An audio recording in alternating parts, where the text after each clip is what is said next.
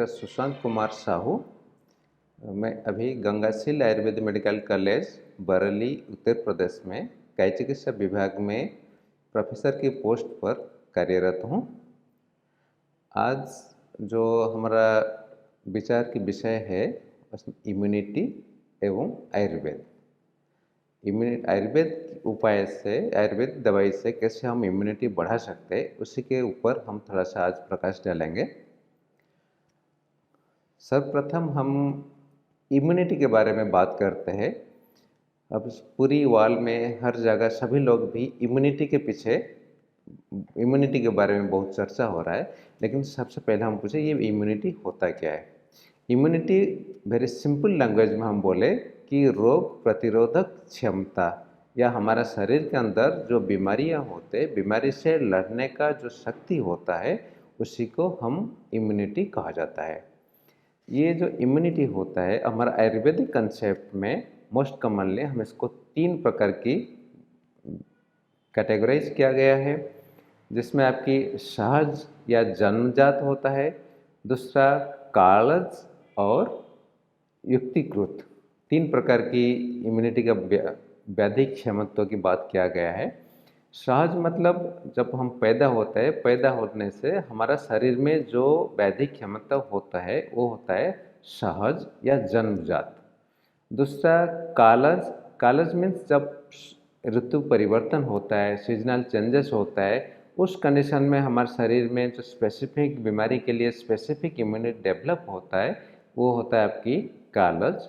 और युक्तिकृत या अक्वायर्ड कहा जाता है, जिसमें हम कोई स्पेसिफिक दवाई लेते हैं या खान पान होता है या हमारा लाइफस्टाइल होता है, योगा प्राणायाम, ये सारी के कारण हमारे शरीर में कुछ इम्यूनिटी या रोग प्रतिरोधक क्षमता वृद्धि होता है, उसी को कहा जाता है आपकी युक्तिकृत या अक्वायर्ड इम्यूनिटी कहा जाता है।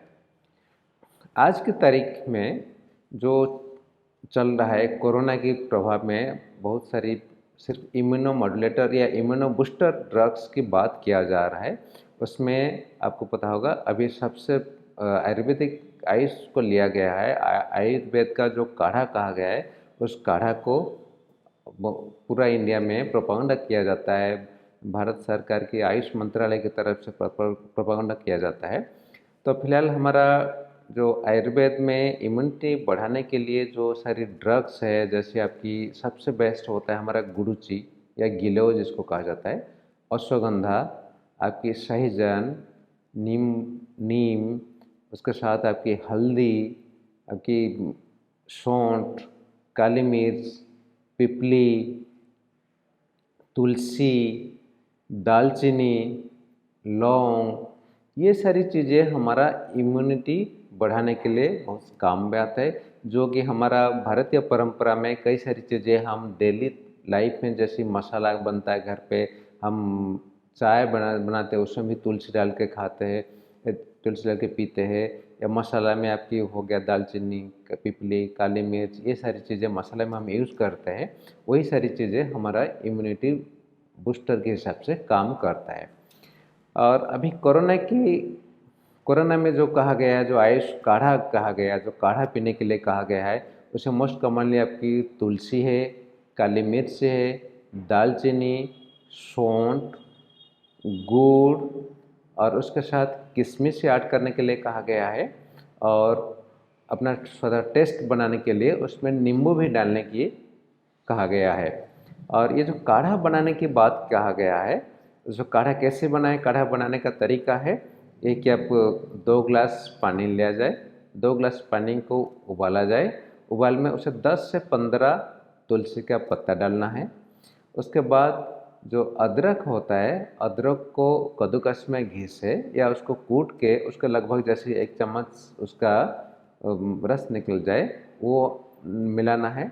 उसके साथ काली मिर्च है, 5 से 6 काली मिर्च उसमें डालना है और 2-3 लौंग कूट के उसमें डालना है।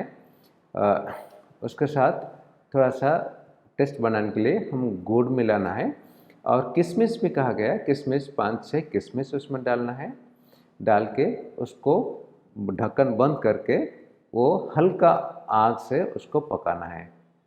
जैसे वो पानी और 1 गिलास पानी बच जाए उसको फिर निकाल के आप थोड़ा सा नींबू का पानी डालना है, डाल के उसको पीना है। ये पर्टिकुलरली जो कोरोना वायरस के अगेंस्ट में रोग प्रतिरोधक क्षमता बढ़ाने के लिए आयुष मंत्रालय की तरफ से प्रोपेगेंडा किया गया है। उसके साथ सबसे जो बेस्ट आपकी इम्यूनो बूस्टर होता है, बेस्ट इम्यूनो बूस्टर हमारा गुडुचि कहा गया है। गुडुचि या टिनोस्परा कार्डिफोलिया है। इसको जो संस्कृत नेम है उसका अमृता कहा गया है। अमृता मीन्स जिसका कभी मृत्यु नहीं होता है, और इसलिए इसको कहा गया है कि इसको अगर ये हाइग्रोस्कोपिक होता है या उसको पत्ता में उसको जड़ जो होता है थोड़ा सा कहीं हम डाल देते हैं तो वहीं से उसका पत्ता निकल जाता है। तो इसीलिए ये इसको बेस्ट इम्यूनो बूस्टर कहा जाता है और बेस्ट एंटीऑक्सीडेंट के हिसाब से इसको भी यूज़ किया जाता है। उसके साथ हमारा अश्वगंधा हो गया। अश्वगंधा वो भी एक बेस्ट इम्यूनो मॉड्यूलेटर या इम्यूनो बूस्टर होता है। उसको हम आयुर्वेद कंसेप्ट में रसायन कहा गया है। और तुलसी, पिपली, ये हो गया हमारा जितने भी रेस्पिरेटरी ट्रैक्ट डिजीज होता है, श्वसन संस्थान जो सांस की दिक्कत होता है, बॉडी में एसिनोफिलिया की दिक्कत होता है, उस कंडीशन में ये बहुत अच्छा काम करता है। और उसमें सिगरू या सहीजन कहा गया, सहीजन, हल्दी, ये जैसे हमारा एंटी एलर्जिक होता है। उसके साथ आपकी सिरिस का छाल लिया गया है। ये सारी आपकी एंटी एलर्जिक होता है या एंटी हिस्टामिनिक प्रॉपर्टी है। ये सारी एलर्जी में अच्छा काम करता है। बाकी हल्दी हम लोग कॉमन घर पे प्रैक्टिस में भी हम दादी अम्मा भी देते हैं, दूध में हल्दी डाल के पीता है। जब सर्दी जुकाम हो जाता है दूध में हल्दी डाल के उबाल के पिलाता है। ये भी एक एंटीबैक्टीरियल एंड इम्यूनोमोडुलेटर होता है और एंटी इन्फ्लेमेटरी एक्शन भी होता है। उसके साथ सौंठ, सौंठ भी एक एंटी इन्फ्लेमेटरी प्रॉपर्टी होता है। हमारा पाचन संस्थान में उसका बहुत बढ़िया रोल होता है। डाइजेस्टिव होता है। शूलनाशक मीन्स एब्डोमिनल पेन जो होता है उसमें भी सौंठ बहुत बढ़िया काम करता है।